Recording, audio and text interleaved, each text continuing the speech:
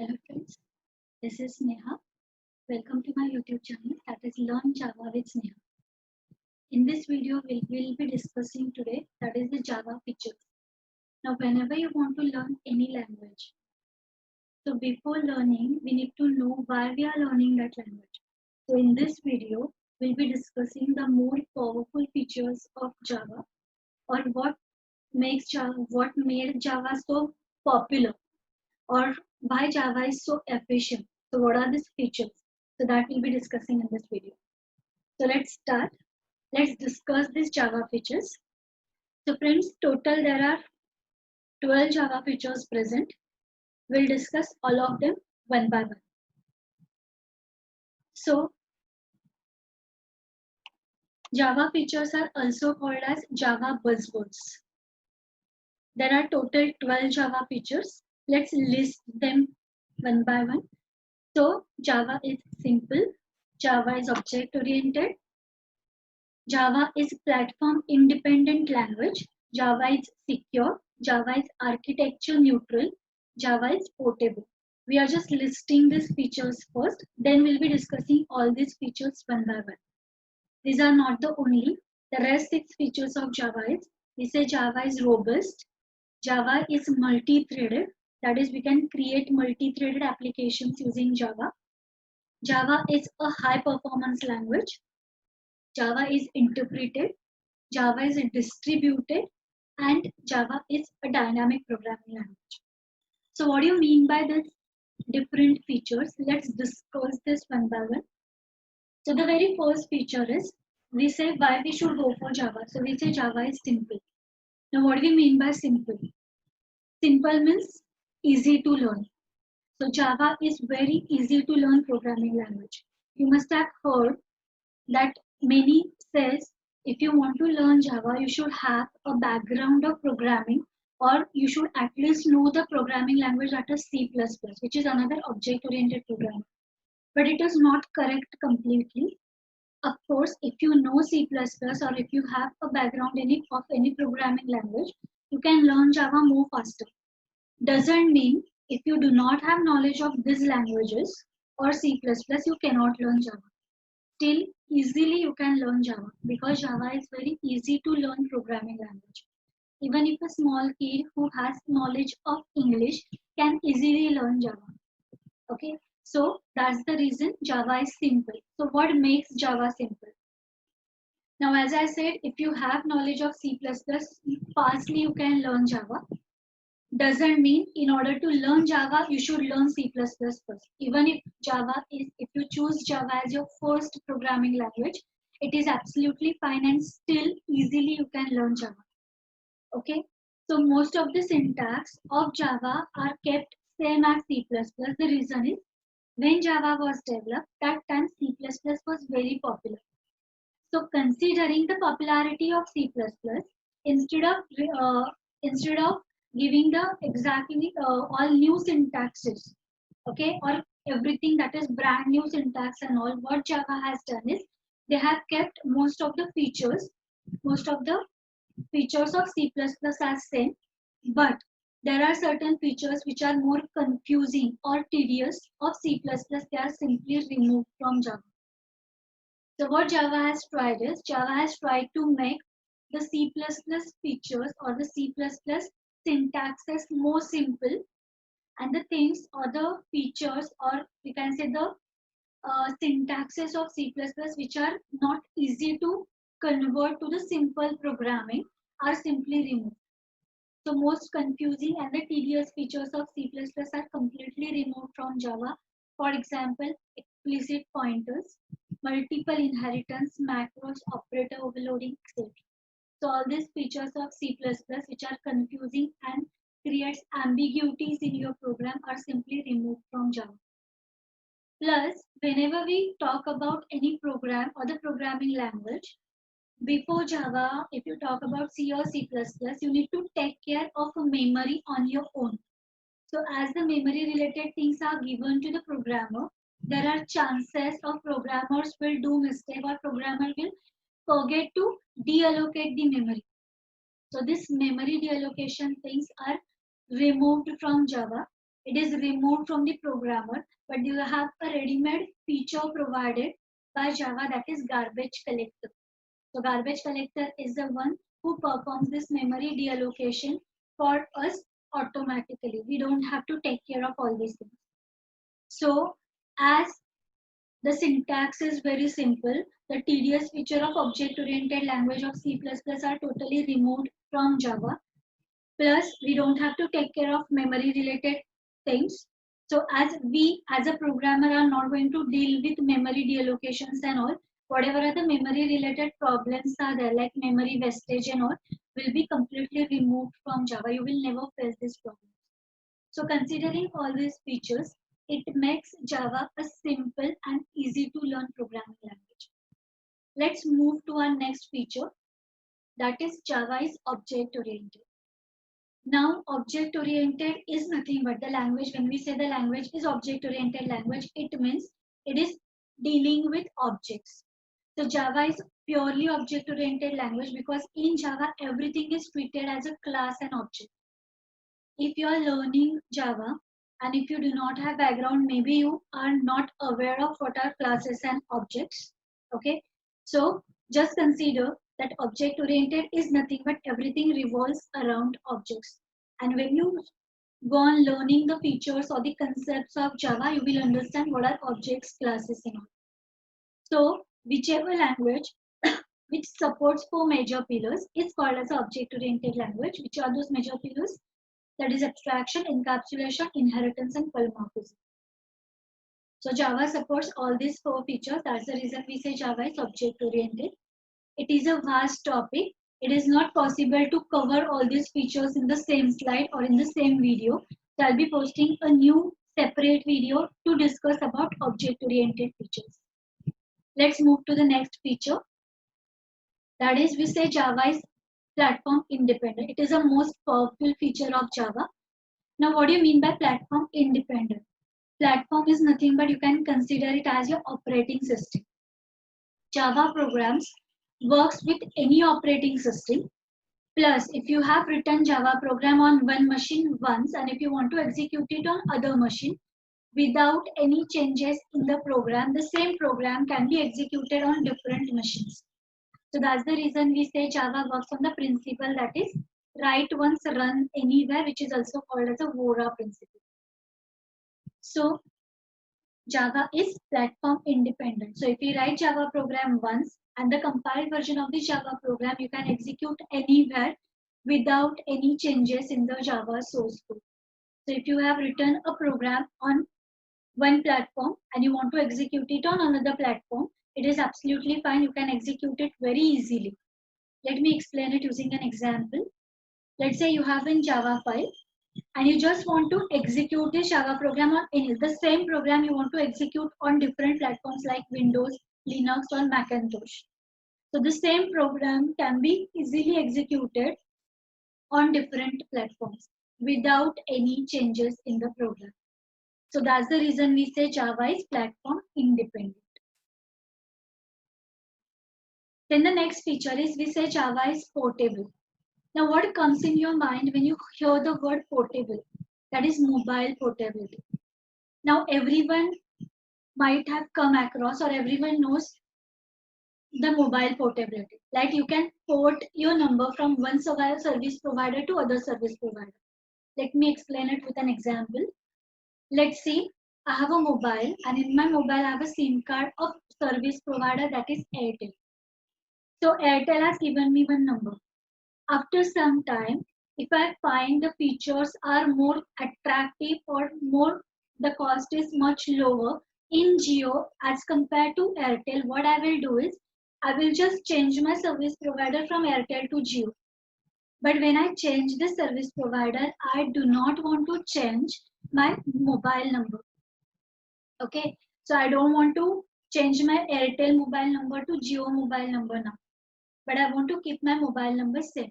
So it is possible I can port my mobile number and I can change my service provider from Airtel to Jio. So my number will remain as it is, but now I have just changed the service provider. So this feature is called as mobile portability. The same thing we can achieve in Java as well. For example, you want to transfer one Java program written on one machine and you want to transfer it to the other machine which is present with different operating system. Okay, so on machine 1 I have a Windows installed, I have written my Java program there, maybe I have compiled it, and I just want to now transfer this source code or the compiled code of this program which was on Windows machine. I just want to put it on my second machine where I have a Linux or Unix or Mac, whatever is the operating system, which is other than the first machine. I can easily do that. The same thing which we have discussed in platform independent. So it is exactly same as portable also we can say, but we have just changed the machine here.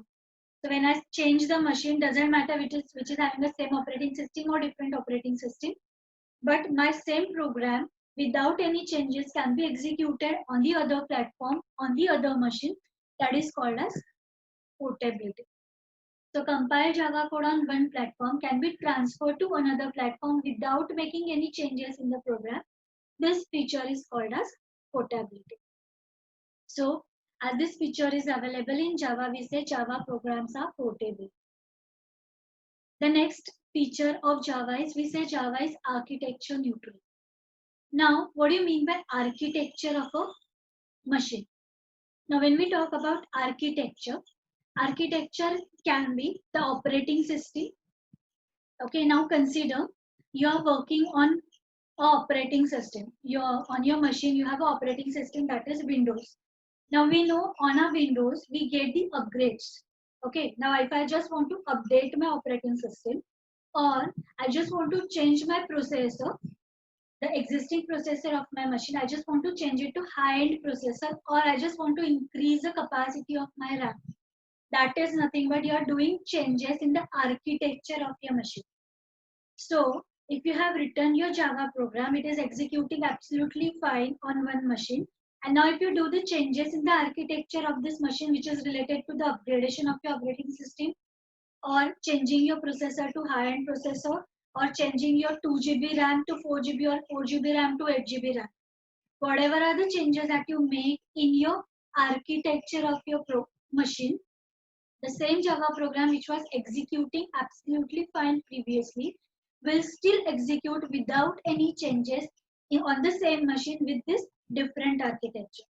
So this is nothing but we say Java is architecture neutral. Let me again explain this with more example. Like, so as I said, architecture neutral is you do any changes in the architecture which can be related to whatever that is operating system or RAM or processor, till the program can be executed exactly same way. The second is now depends on the architecture of the machine. There is a possibility that initially the whatever are the data types you are using, data types are nothing but the type that we have given to store our information.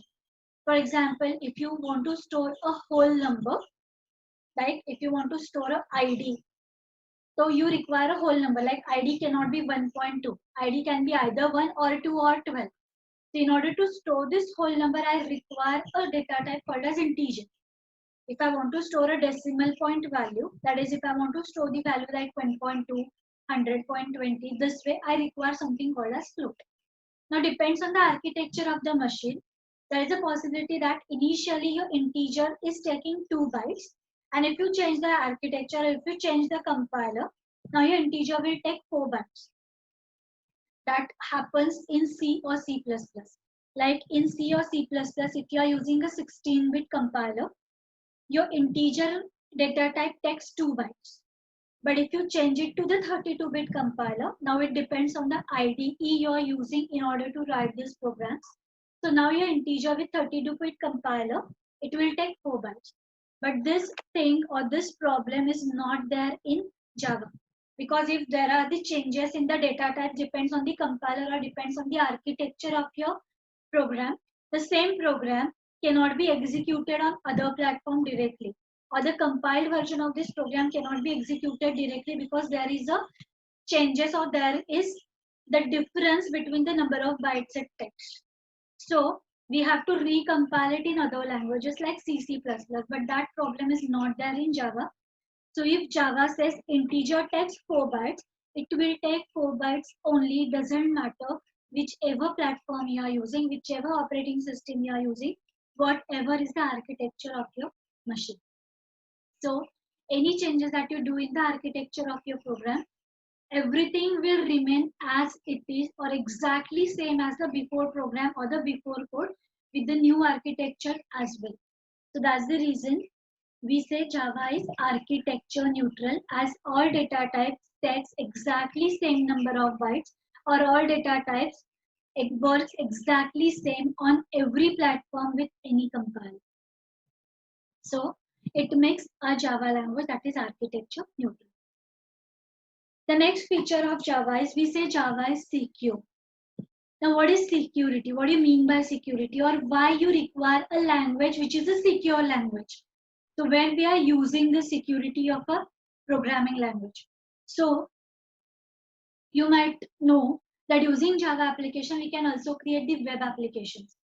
Web applications are nothing but the applications which run on the internet. Like on one machine, somewhere on the server, one service is running and you can access it from anywhere. So it requires the internet connectivity, or this particular application is called as a web application. Now, when you access this web application through internet, whenever we talk about internet, there is always a fear of viruses. Like whenever you might have observed, sometimes when you try to download some files from the internet, you get the message that this file may contain viruses. Do you still want to download it? This is because it is giving you the message that it may contain viruses. So due to this, your system may crash. So that's the reason whenever we deal with internet, we need to take care of this security. Java is inbuilt a secure language. Java provides different features which makes Java a secure language. And due to this, using Java, we can develop the virus-free program.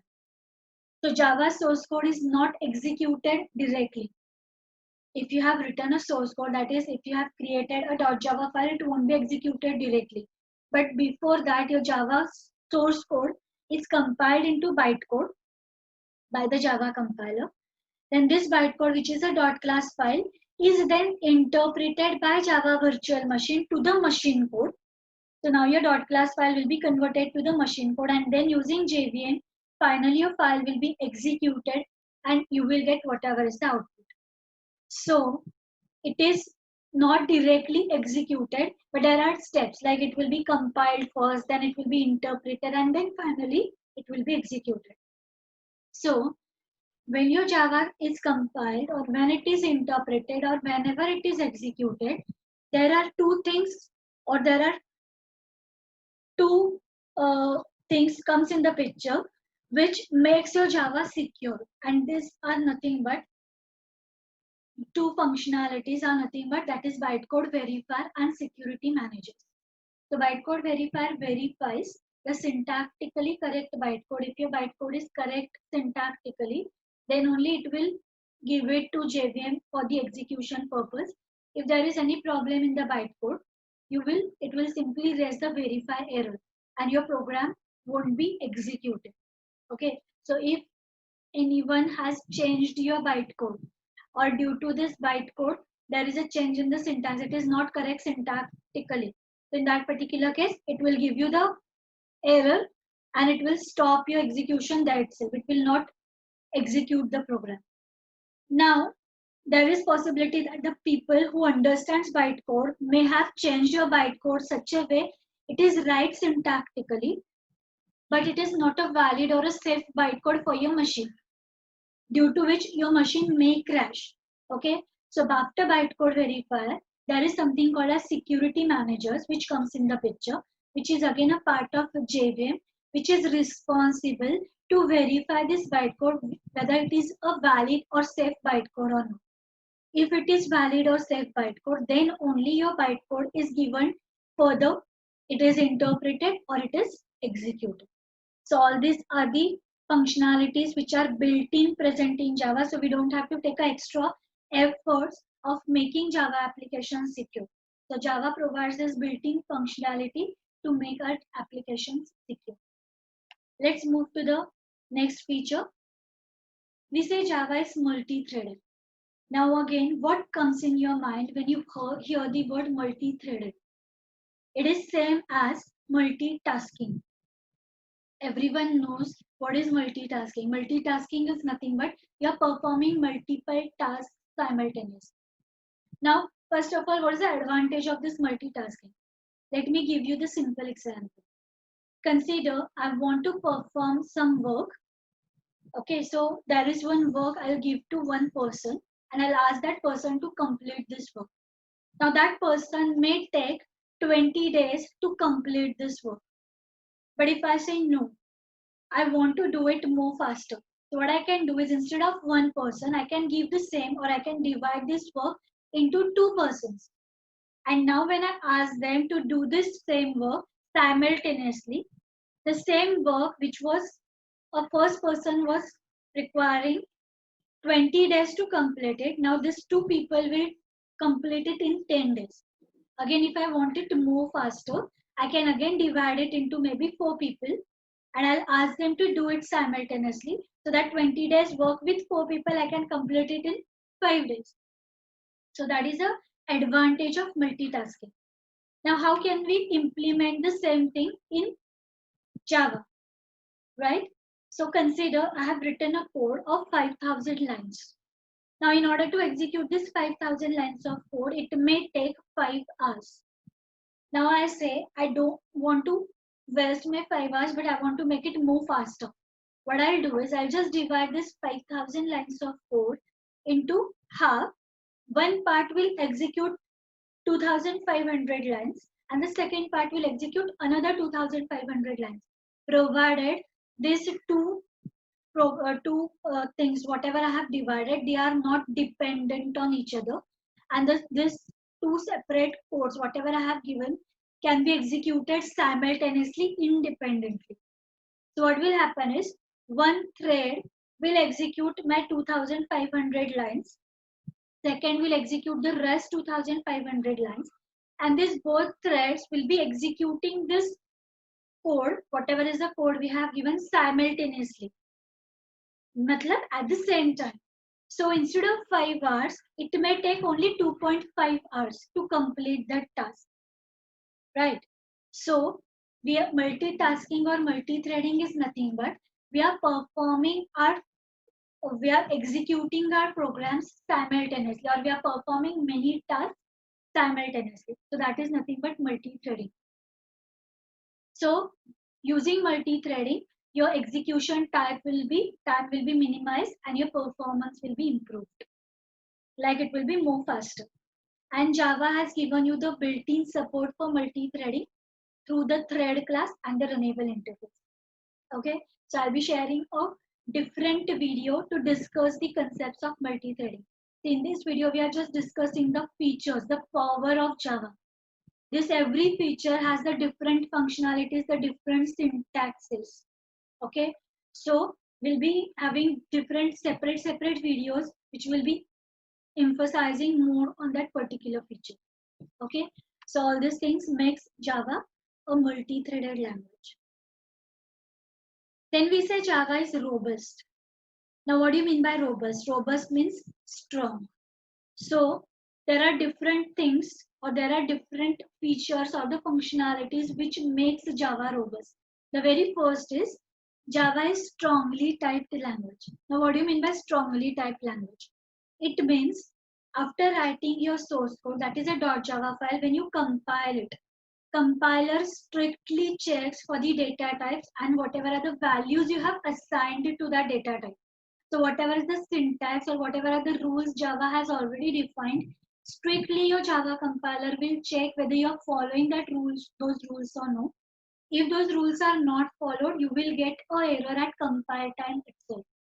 So Java is strongly typed language. It means it will strongly or it will strictly check for the rules whether you are following it or no, which are defined by Java. Let's take an example for this. Consider you have a variable called as num whose data type is int.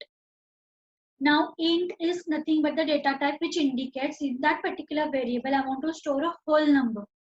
So when I say whole number, the decimal points are not allowed. So when you try to declare a variable and when you try to assign a value which is not as per the data type that you have specified, compiler will simply give you an error that int data type cannot hold a double value. So instead of going till runtime, your Java code will not get compiled itself because your syntax is wrong. The second example can be, let's say you have declared one variable called as average, which is of type float. Matlab, it can hold a decimal point value and you're directly trying to display.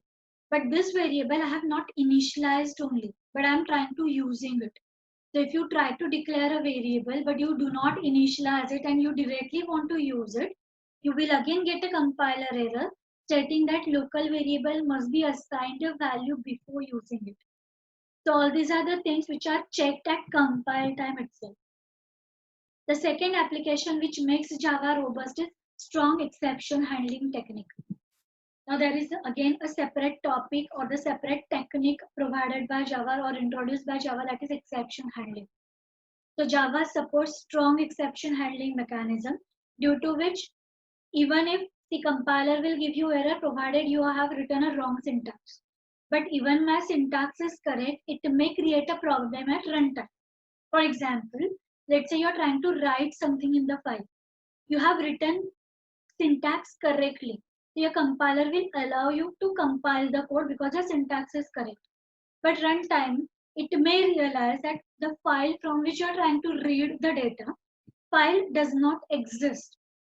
So there will be a problem at runtime. So the exception handling technique will handle this problem at runtime, and instead of terminating your program abruptly, it will simply give you the error message that whatever is the file you are trying to read, this file is not present, and it will stop your execution there itself and it will not proceed. So that is a power of exception handling. So even if your code is compiled but something goes wrong at runtime, exception handling technique will take care of these problems. The next feature which makes Java a strong language is strong memory management. Again, as we have already discussed, in Java is simple that we don't have to take care of memory related things. So Java provides a built-in feature or the built-in things called as garbage collector. This garbage collector takes care of automatic memory management with the help of this garbage collector which runs in the background. It is not even your responsibility to call it. Whenever required, automatically it will run in the background. It will deallocate the memory for the objects which are not in use. You even don't have to tell compiler, okay, these are the list of the objects which are not in use. They have their own techniques to identify an object and to deallocate it. Again, I'll share a different or the separate video to discuss about garbage collector. So as garbage collector handles memory deallocation, there were problems in C++ like memory leakage or dangling pointer situations. So these problems are totally removed from Java. So all these features makes Java a strong language, a robust language. The next feature is Java is interpreted. Now interpreted is nothing but, see, we have already seen that when you compile the code, it is compiled to bytecode. Okay, Java is compiled as well as interpreted programming language. It means the compiled code will be interpreted or your bytecode will be interpreted to the machine level code line by line. Okay, each line of your bytecode will be converted or it is also called as interpreted to the machine level language. So Java is called as an interpreted language. So Java code is compiled to bytecode, but bytecode cannot be executed by machine directly. So this bytecode will be interpreted to machine native code at runtime by JVM line by line. So this machine code is not stored anywhere. So the line of bytecode is translated to the machine code on the fly. On the fly, matlab it will be or translated to the machine code at runtime. So this makes your Java an interpreted language. Then we say Java is a high performance language. High performance is nothing but it is faster than the other interpreted language. Like we have discussed, Java is interpreted. Interpreted means your code will be line by line converted to the machine level code. Now there are other interpreted languages as well, like JavaScript and Python. These are interpreted languages. And Java is more faster as compared to this interpreted languages. So what makes Java a high faster? That in Java, again it is a built-in thing present in Java as a part of JVM, that is just-in-time compiler. So this JIT compiler makes Java more faster. Again, it is a built-in feature, or the built-in things will come in your JVM. So just-in-time compiler executes the bytecode as per the requirement. So we say Java is a high-performance programming language. Then the most important and the powerful feature of, we say Java is a distributed. Distributed means what? Your Java applications can be distributed across the separate or the several JVMs or the machines. So it is possible using Java to develop this distributed applications. Rather, Java supports this distributed applications through the different programmings like RMI, that is remote method invocation, EJB, that is enterprise Java beans, CORBA, that is common object request broker architecture. So Java support this distributed programming through all these features. Now, what is this distributed actually? Or what is the advantage of this, or why it is so powerful? Let me give you an example. Consider you want to access a service which is present on one machine somewhere. Okay, consider everyone access Gmail, right? Now, generally, we have a practicing of accessing internet in the afternoon, okay, or in the evening. But consider there is a server, on that server one service is running, and multiple clients or the clients or the users are accessing that service by giving the request. Request is nothing but I'll give my username, password, and I will request to access that particular service. Now every machine or every web server is having some bandwidth, like how many requests it can take at a time or how many users can be connected at a time. Now, generally what happens is in the peak time where the number of users are more or the number of requests are more, there are high chances that that server gets hanged due to the number of requests which are coming. So what happens is if it is providing a distributed programming, what happens is the same service can be running or it is running on different machine as well, and whenever the bandwidth of this machine is full, automatically the rest of the request will be diverted to that other machine, and the other users can access the service from that machine without your server gets hanged or without any previous warning. Okay, so that is the power of distributed. So this is also called as load balancing. So using distributed programming, we can balance the load across the machines as per the requests which are coming to that particular machine. That is one advantage. The second advantage can be, there is a possibility that one machine is running, that machine is, the different requests are coming to that machine and it is serving those requests, giving response. But suddenly that machine gets hanged or that machine is crashed. Now, instead of when that machine will be hanged or when that server or the machine is crashed, instead of affecting the user's request, immediately it will be transferred to other machine, and now that machine will continue giving response to the same request. Okay, so when one machine fails, that can be managed by other machine immediately. Okay, so all these things are possible through this distributed programming, and Java is a distributed programming language. It is possible to write distributed applications using Java. And the last feature of Java, we can say it is dynamic. As the name suggests, dynamic is nothing but which is runtime. See, when we talk about C or C++, what happens is whenever you talk about any programming language, now we do not write everything in that particular program on our own.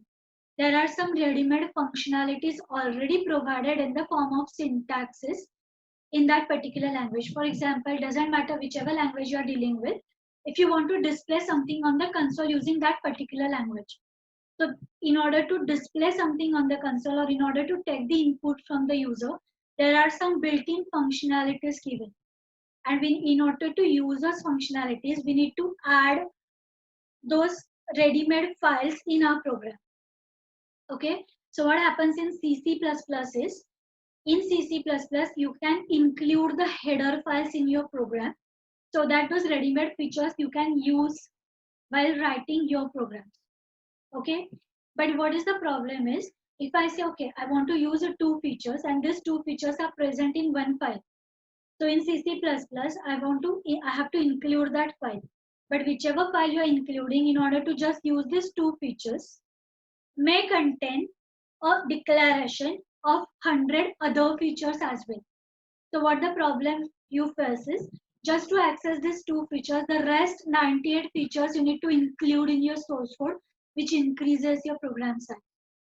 But this problem you will not face in Java, because in Java we have something called as dynamic loading. Like whichever is the ready-made functionality or the ready-made class you want to use, that will be included in your program automatically at runtime as per the need. And whichever class is required, only that particular class will be linked. And that will be at runtime. So that's the reason we say Java is dynamic. So this all 12 features makes your Java a very powerful programming language. Okay. So in this video, as it is all theoretical, as we have just discussed the powerful features of Java, all these features can be discussed in detail in separate videos. Like there will be a separate video for multi-threading, garbage collector, all features of object-oriented programming and so on. Thanks for watching my video.